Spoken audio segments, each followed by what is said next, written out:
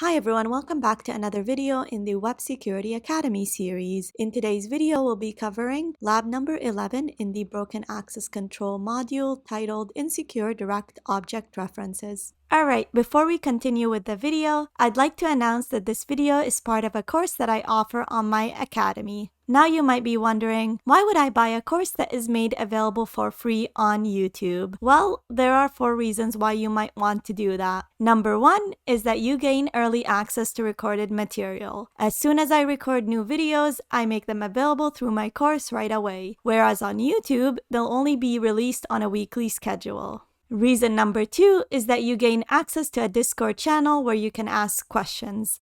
The Discord channel is divided into topics that we cover in the course, and if you run into any issues, you get to ask questions about anything related to the course material. Reason number 3 is that you no longer have to deal with YouTube ads or sponsor messages. And last but not least, reason number 4 is you get to support me. Any revenue generated from this course will go back into maintaining the academy and creating more videos and courses that will be made available for free on my YouTube channel. So if you're interested in buying the course, make sure to check out the link in the description. And that is it. Let's go back to our video. If you do not have an account on the Web Security Academy, you can get one by visiting the URL portswigger.net/websecurity and clicking on the sign up button. I already have an account and I am logged in, so to access the exercise, I'm going to click on Academy, go down, select the learning path, go down, select Access Control, and then go down one more time, and select lab number 11 titled Insecure Direct Object References. Alright, let's get started. This lab stores user chat logs directly on the server's file system and retrieves them using static URLs. Solve the lab by finding the password for the user Carlos and logging into their account. So the target goal over here is view the chat history for the Carlos user, and in that history we'll find his password and then we log into his account. Okay, let's access the lab. Now notice I'm using the built-in browser for Burp, and so all my requests are already going through my Burp proxy. Alright, the application loaded. It looks like it's a similar application to the one that we've been dealing with in previous labs. It does have a live chat functionality, which is new, so let's click on that. It allows us to enter a message, so let's enter a message and hit send. Now notice over here, I sent a message and it gave me a response. Even when I send another message, I don't get an entry in my proxy, which means that I think this is done client side and that's why it's not going through my proxy. But either way, let's view the transcript and see what request it makes.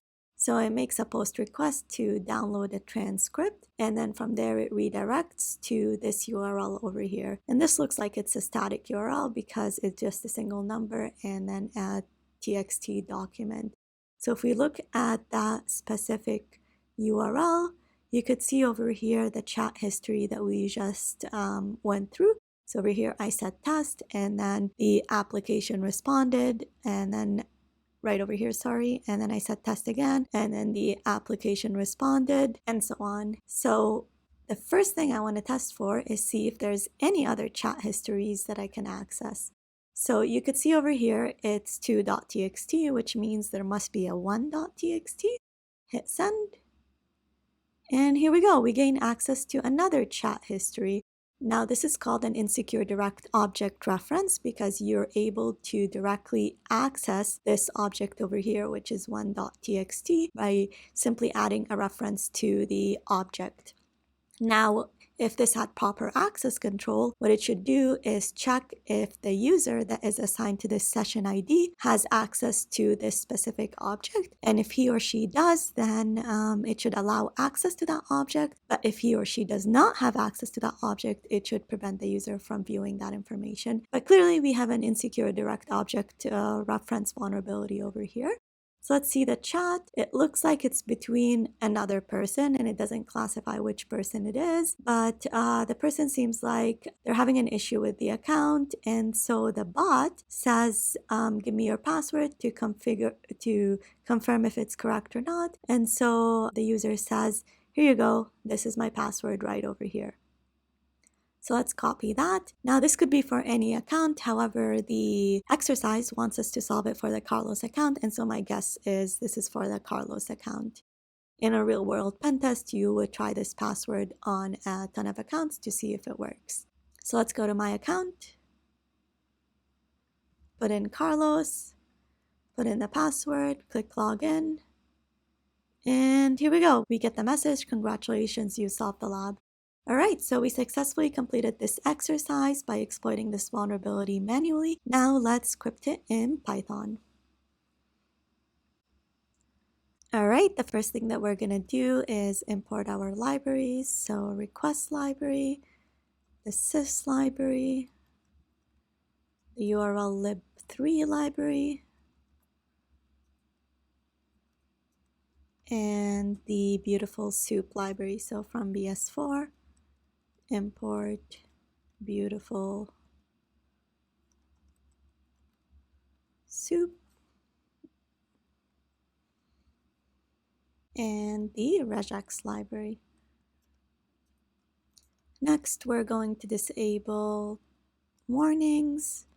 So disable warnings, and that's for exceptions. So that's for insecure request warnings. And then we're going to set our proxies configuration because we want all of our requests to be sent to burp just in case we need to view them or debug them. So burp is running on HTTP 127.0.0.1 on port 8080. We also want to send HTTPS traffic to that exact location. So HTTP 127.0.0.1 and port 8080. All right, this looks good. Next, we'll create our main method. So if name is equal to main, then call the main method. And we'll define that right over here. So def main, we'll say if the length of the command line arguments is not equal to 2, then print the usage instructions.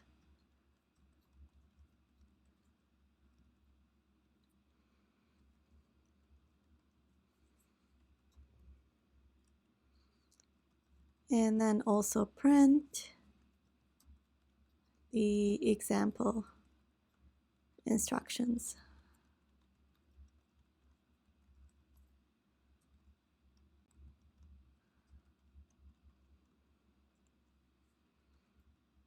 All right, so if the user runs the program incorrectly by putting in the incorrect number of command line arguments, then we're simply printing the usage and example instructions to help the user figure out how to run the program. And then we're going to exit the program because the user ran it incorrectly.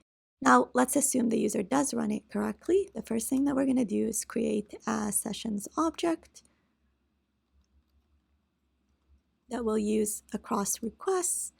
And then we're going to create a variable called URL and set it to the second command line argument.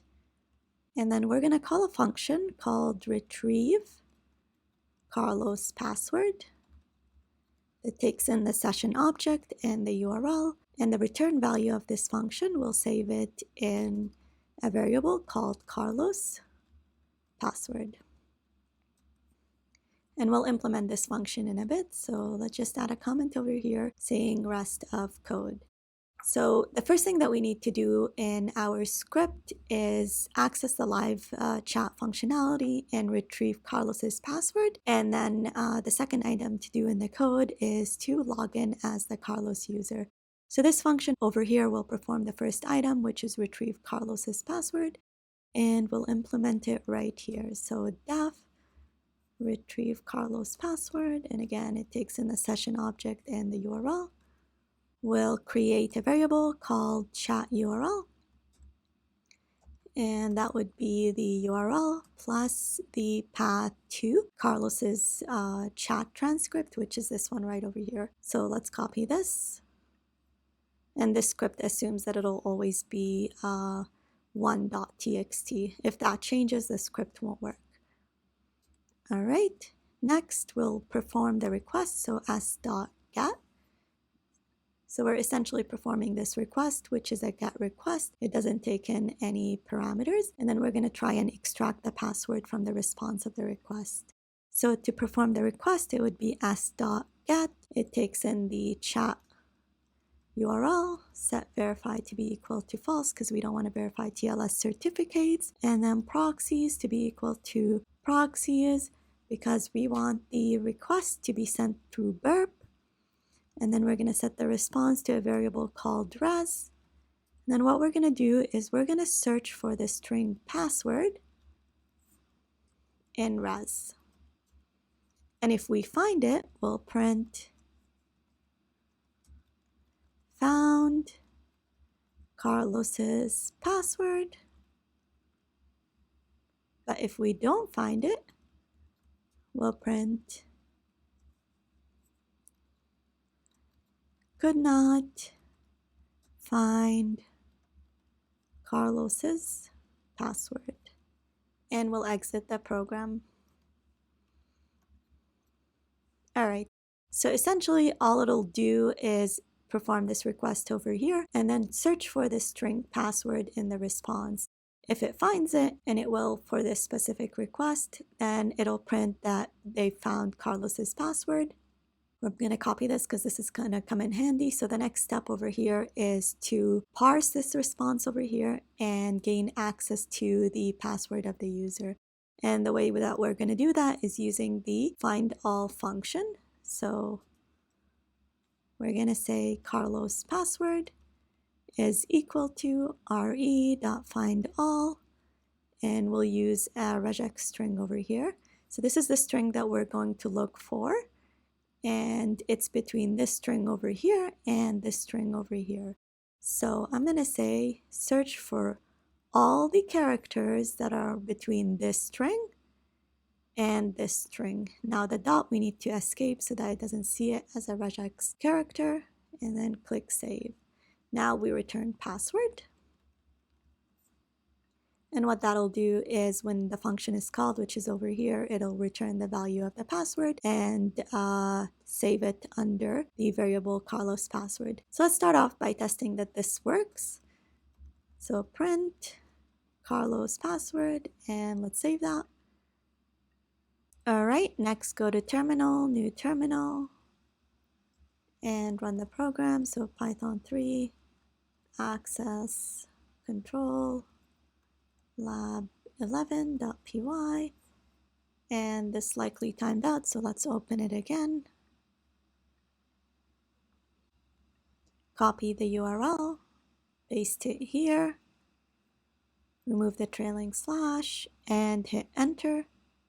And we get an error saying it cannot import beautiful soup. I likely spelled that incorrectly. And I did. There's no U over here. So let's clear and run it one more time.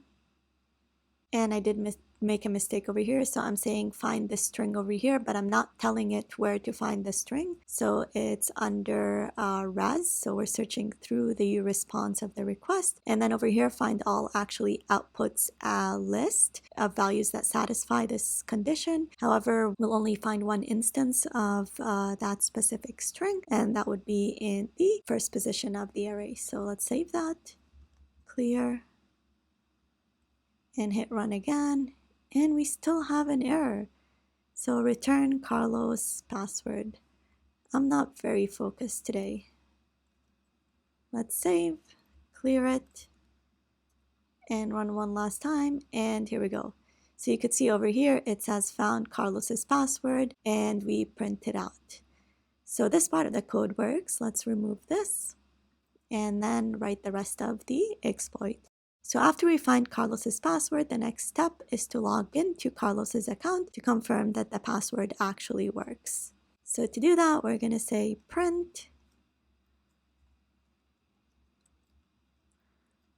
logging into Carlos's account. And then we're going to call another function called Carlos login, which takes in the session object, the URL, and Carlos's password, which we just identified. And you could see over here, that's also spelled incorrectly. All right, and so let's implement that function right now. So let's say def Carlos login, takes in the session object, the URL, and the password. Now, before we implement the code to log in, we need to understand how the application handles the login functionality. So if we go back to proxy and we search for the post request that was used to log in, you could see over here again, it's a post request. It's to the path /login, and it takes in 3 parameters, the CSRF token, the username, and the password. The password we know because we just extracted it. The username we know because we're targeting the Carlos account. However, there is a variable over here, so the CSRF token, that we don't know off the top of our head, and we need to extract it. And the way we're going to extract it is by loading the /login page, a GET request. So if you look for CSRF right over here, you could see that's where it's extracted from. So the first thing that we need to do is get the CSRF token from the login page, and then we could log into the Carlos account. So let's add a comment over here saying get CSRF token from the login page. And to do that, we've got the login URL, which is equal to the URL itself plus /login. And then we have CSRF token is equal to get CSRF token, which takes in the session object and the URL. And we'll say rest of code here. So to get the CSRF token, we're going to implement a new function called getCSRF token, and the return value will be saved over here, and then we could complete this function. All right, so let's implement that function right over here. So def getCSRF token, again, it takes in the session object and the URL. As I mentioned earlier, it's a GET request to the login page, set verified to be false, and proxies to be equal to proxies. Next, we want to parse the response, so we're going to use Beautiful Soup to do that. So the response of the request, and we're setting the parser to html.parser. And then we're going to say CSRF is equal to soup.find, and we're looking for the CSRF token. So if we look over here, it's in an input element that has the name CSRF, and the value is under the value attribute. So under find, we're going to say look for an input element that has the name CSRF, and I want you to only output the value that is under the value attribute. And then I'm going to return my CSRF token. Okay, this looks good. Now the CSRF token is going to be returned over here, and it'll be saved in a variable called CSRF token. The next thing is to log in as the Carlos user. To do that, let's print logging in as the Carlos user. And then to perform the login request, let's look at the request over here. It's a post request. It's to the path /login, and it takes in again 3 parameters. So the CSRF token, the username, and password. Now we have all 3 parameters, which means that we could log into the account. First, let's save the parameters in a variable called data login. Set it to username is equal to Carlos. Password is equal to the password that we just extracted. So that's password, which we take from over here. And then we're going to say CSRF is equal to the CSRF token, which we also extracted from this function right over here. Next, we perform the request. So R is equal to s.post, takes in the login URL, set data to equal to data login, set verify to be equal to false, and proxies to be equal to proxies because we want our request to be sent to burp. And then we're going to save the response in a variable called res. And to confirm that we've actually logged into the account, we're going to check if the logout string is in the response. If it is, we'll print successfully logged in as the Carlos user.